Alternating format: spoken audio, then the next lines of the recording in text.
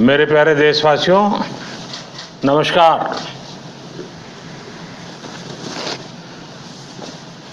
Corona वैश्विक महामारी के खिलाफ लड़ते लड़ते अब हम अनलॉक 2 में प्रवेश कर रहे हैं और हम उस मौसम में भी प्रवेश कर रहे हैं जहां सर्दी, जुकाम, खांसी, बुखार, ये सारे न जाने क्या क्या होता है, ये मामले बढ़ जाते हैं। ऐसे में मेरी आप सभी देशवासियों से प्रार्थना है कि ऐसे समय अपना ध्यान रखिए। साथियों, ये बात सही है कि अगर कोरोना से होने वाली मृत्यु दर को देखें तो दुनिया के अनेक देशों की तुलना में भारत संभली हुई स्थिति में है। समय पर किए गए लॉकडाउन और अन्य फैसलों ने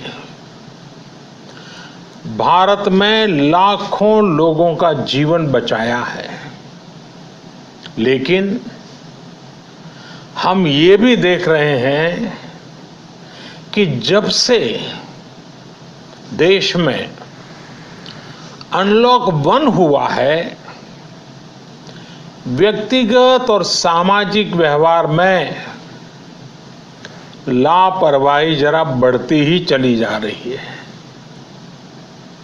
पहले हम मास्क को लेकर, 2 गज की दूरी को लेकर 20 सेकंड तक दिन में कई बार हाथ धोने को लेकर बहुत सतर्क थे, लेकिन आज जब हमें ज्यादा सतर्कता की जरूरत है तो लापरवाही बढ़ना बहुत ही चिंता का कारण है। साथियों, लॉकडाउन के दौरान बहुत गंभीरता से नियमों का पालन किया गया था। अब सरकारों को, स्थानीय निकाय की संस्थाओं को, देश के नागरिकों को फिर से उसी तरह की सतर्कता दिखाने की जरूरत है। विशेषकर कंटेनमेंट जोन्स, उस पर तो हमें बहुत ध्यान देना होगा। जो भी लोग नियमों का पालन नहीं कर रहे हैं, हमें उन्हें टोकना होगा, रोकना होगा और समझाना भी होगा। अभी आपने खबरों में देखा होगा, एक देश के प्रधानमंत्री पर 13,000 रुपये का जुर्माना इसलिए लग गया क्योंकि वो सार्वजनिक स्थल पर मास्क पहने बिना गए थे। भारत में भी स्थानीय प्रशासन को इसी चुस्ती से काम करना चाहिए। ये 130 करोड़ देशवासियों के जीवन की रक्षा करने का अभियान है। भारत में गांव का प्रधान हो या देश का प्रधानमंत्री, कोई भी नियमों से ऊपर नहीं है। साथियों, लॉकडाउन के दौरान देश की सर्वोच्च प्राथमिकता रही ऐसी स्थिति न आए कि किसी गरीब के घर में चूल्हा न जले। केंद्र सरकार हो, राज्य सरकारें हो, सिविल सोसाइटी के लोग हों, सभी ने पूरा प्रयास किया कि इतने बड़े देश में हमारा कोई गरीब भाई बहन भूखा न सोए। देश हो या व्यक्ति, समय पर फैसले लेने से, संवेदनशीलता से फैसले लेने से किसी भी संकट का मुकाबला करने की शक्ति अनेक गुना बढ़ जाती है। इसलिए लॉकडाउन होते ही सरकार प्रधानमंत्री गरीब कल्याण योजना लेकर आई। इस योजना के तहत गरीबों के लिए 2.25 लाख करोड़ रुपए का पैकेज दिया गया। साथियों, बीते 3 महीनों में 20 करोड़ गरीब परिवारों के जनधन खातों में सीधे 31,000 करोड़ रुपया जमा करवाए गए हैं। इस दौरान 9 करोड़ से अधिक किसानों के बैंक खातों में 18,000 करोड़ रुपए जमा हुए हैं। इसके साथ ही गांवों में श्रमिकों को रोजगार देने के लिए प्रधानमंत्री गरीब कल्याण रोजगार अभियान तेज गति से आरंभ कर दिया गया है। इस पर सरकार 50,000 करोड़ रुपए खर्च कर रही है। लेकिन साथियों, एक और बड़ी बात है जिसने दुनिया को भी हैरान किया है, आश्चर्य में डुबो दिया है। वो ये कि कोरोना से लड़ते हुए भारत में 80 करोड़ से ज्यादा लोगों को 3 महीने का राशन, यानी परिवार के हर सदस्य को 5 किलो गेहूं या चावल मुफ्त दिया गया। इसके अतिरिक्त प्रति परिवार हर महीने 1 किलो दाल भी मुफ्त दी गई। यानी एक तरह से देखें तो अमेरिका की कुल जनसंख्या से 2.5 गुना अधिक लोगों को, ब्रिटेन की जनसंख्या से 12 गुना अधिक लोगों को और यूरोपियन यूनियन की आबादी से लगभग 2 गुने से ज्यादा लोगों को हमारी सरकार ने मुफ्त अनाज दिया है। साथियों, आज मैं इसी से जुड़ी एक महत्वपूर्ण घोषणा करने जा रहा हूं। साथियों, हमारे यहां वर्षा ऋतु के दौरान और उसके बाद मुख्य तौर पर कृषि क्षेत्र में, एग्रीकल्चर सेक्टर में ही ज्यादा काम होता है। अन्य दूसरे सेक्टरों में थोड़ी सुस्ती रहती है। जुलाई से धीरे धीरे त्योहारों का भी माहौल बनने लगता है।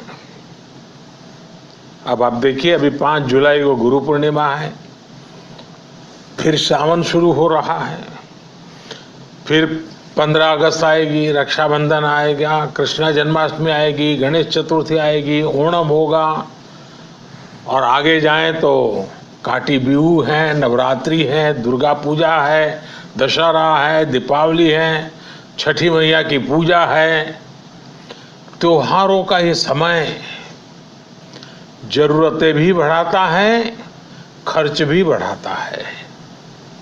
इन सभी बातों को ध्यान में रखते हुए ये फैसला लिया गया है कि प्रधानमंत्री गरीब कल्याण अन्न योजना का विस्तार अब दिवाली और छठ पूजा तक, यानी नवंबर महीने के आखिर तक कर दिया जाएगा। यानी 80 करोड़ लोगों को मुफ्त अनाज देने वाली ये योजना अब जुलाई, अगस्त, सितंबर, अक्टूबर, नवंबर में भी लागू रहेगी। सरकार द्वारा इन 5 महीनों के लिए 80 करोड़ से ज्यादा गरीब भाई बहनों को हर महीने परिवार के हर सदस्य को 5 किलो गेहूं या 5 किलो चावल मुफ्त मुहैया कराया जाएगा और साथ ही प्रत्येक परिवार को हर महीने 1 किलो चना भी मुफ्त दिया जाएगा। साथियों, प्रधानमंत्री गरीब कल्याण अन्न योजना के इस विस्तार में 90,000 करोड़ रुपए से ज्यादा खर्च होंगे और अगर इसमें पिछले 3 महीने का खर्च भी जोड़ दें तो ये करीब करीब 1.5 लाख करोड़ रुपया हो जाता है। अब पूरे भारत के लिए हमने एक सपना देखा है। कई राज्यों ने तो बहुत अच्छा काम भी किया है। बाकी राज्यों पर भी हम आग्रह कर रहे हैं कि इसको काम को आगे बढ़ाएं। और काम क्या है? अब पूरे भारत के लिए एक राशन कार्ड की व्यवस्था भी हो रही है, यानी एक राष्ट्र एक ration card, 1 nation 1 ration card. इसका सबसे बड़ा लाभ उन गरीब साथियों को मिलेगा जो रोजगार या दूसरी आवश्यकताओं के लिए अपना गांव छोड़ करके कहीं और जाते हैं, किसी और राज्य में जाते हैं। साथियों, आज गरीब को, जरूरतमंद को सरकार अगर मुफ्त अनाज दे पा रही है तो इसका श्रेय प्रमुख रूप से 2 वर्गों को जाता है। पहला, हमारे देश के मेहनती किसान, हमारे अन्नदाता, और दूसरा हमारे देश के ईमानदार टैक्स पेयर। आपका परिश्रम, आपका समर्पण ही जिसकी वजह से देश ये मदद कर पा रहा है। आपने देश का अन्न भंडार भरा है, इसलिए आज गरीब का, श्रमिक का चूल्हा जल रहा है। आपने ईमानदारी से टैक्स भरा है, अपना दायित्व निभाया है, इसलिए आज देश का गरीब इतने बड़े संकट से मुकाबला कर पा रहा है। मैं आज हर गरीब के साथ ही देश के हर किसान, हर टैक्स पेयर का हृदय से बहुत बहुत अभिनंदन करता हूं, उन्हें नमन करता हूं। साथियों, आने वाले समय में हम अपने प्रयासों को और तेज करेंगे। हम गरीब, पीड़ित, शोषित, वंचित हर किसी को सशक्त करने के लिए निरंतर काम करेंगे। हम सारी एहतियात बरतते हुए इकोनॉमिक एक्टिविटीज को और आगे बढ़ाएंगे। हम आत्मनिर्भर भारत के लिए दिन रात एक करेंगे। हम सब लोकल के लिए वोकल होंगे। इसी संकल्प के साथ हम 130 करोड़ देशवासियों को मिलजुल करके संकल्प के साथ काम भी करना है, आगे भी बढ़ना है। फिर से एक बार मैं आप सबसे प्रार्थना करता हूं, आपके लिए भी प्रार्थना करता हूं, आपसे आग्रह भी करता हूं, आप सभी स्वस्थ रहिए, 2 गज की दूरी का पालन करते रहिए, गमछा, फेस कवर, मास्क ये हमेशा उपयोग कीजिए, कोई लापरवाही मत बरतिए।